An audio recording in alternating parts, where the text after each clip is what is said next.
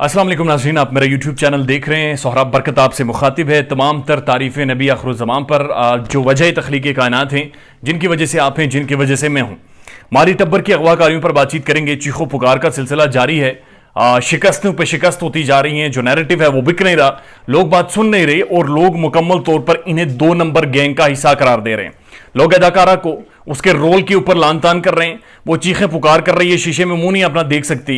बुरी हालत इस गैंग और इस सारे टब्बर की हो गई है और इनका रोला पड़ा हुआ है पूरे पाकिस्तान में। पूरा पाकिस्तान इनके हवाले से बातचीत कर रहा है। निमरा काज़मी से मेरी खुद बात हुई है, उनका इंटरव्यू किया है। होप सो अगर इजाज़त हुई तो चल जाएगा। कुछ जगहों से वो इंटरव्यू रुकवाया गया है, लेकिन लेट्स सी कि कल तक इजाज़त मिलती है, कल शाम तक तो वो चल जाएगा। और उसके अलावा शैला रज़ा ने एक बाकायदा एडवोकेट ड्रामा के साहब से बातचीत की है, वो भी आपके सामने रख देते हैं।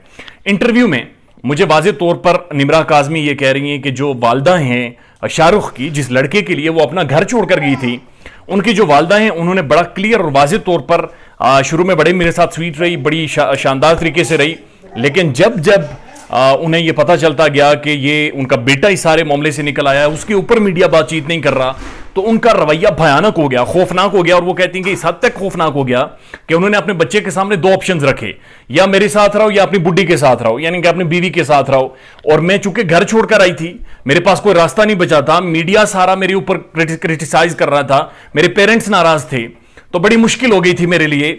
और तब जाकर शायद मैंने एक टाइम पर सोचा कि मैंने ठीक फैसला किया है या नहीं फैसला किया। दूसरी बात उन्होंने की है कि अदाकारा ने मुझे खुद टेलीफोन कॉल करके इनवाइट किया। मैं पहले उसे इतनी डिटेल में नहीं जानती थी, लेकिन उसने इनवाइट किया है, लेकिन उसे बहरहाल मजीद जो तफसीलात हैं वो आपके सामने रखेंगे।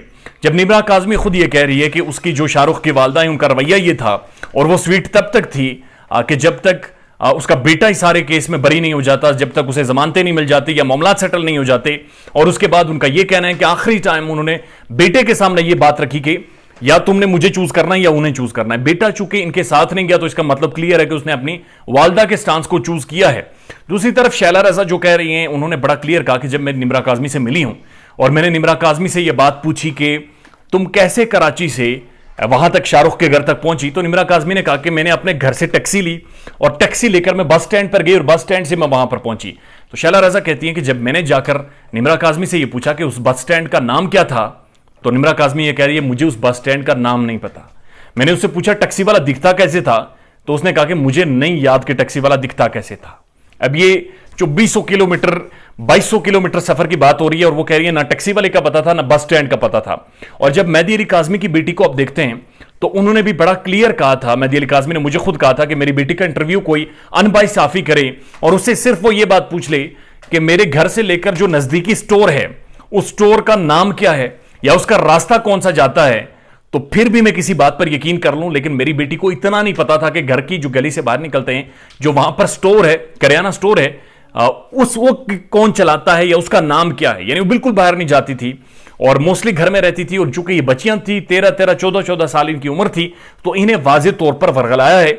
और शैला रज़ा की ये स्टेटमेंट और उनका बड़ा क्लियर कहना कि जब मैं दारुल अमान में जाकर उससे मिली तो वो 7वें आसमान पर थी, यानी काउंसलिंग की गई थी और ज़हनी तौर पर उसे इतना पुख्ता कर दिया गया था कि वो एक अजीब तरीके से मुझसे बात कर रही थी। और जब यही सवाल मैंने निमरा काज़मी के सामने रखा तो उनका बड़ा क्लियर स्टांस था और उनका यह कहना था कि मुझसे कुछ भी पूछ लें, शैला रज़ा के बारे में नहीं पूछना और ना ही मैं उसके हवाले से बातचीत करूंगी।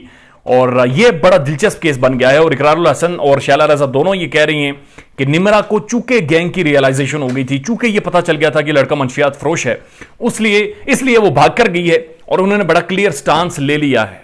इसके बाद से जो माली टब्बर है उसका घेरा तंग हो गया है और जो नाचने का सिलसिला वो जारी है, लेकिन उस नाचने में वो सकत, वो जान, वो आर्ग्यूमेंट नहीं रहा।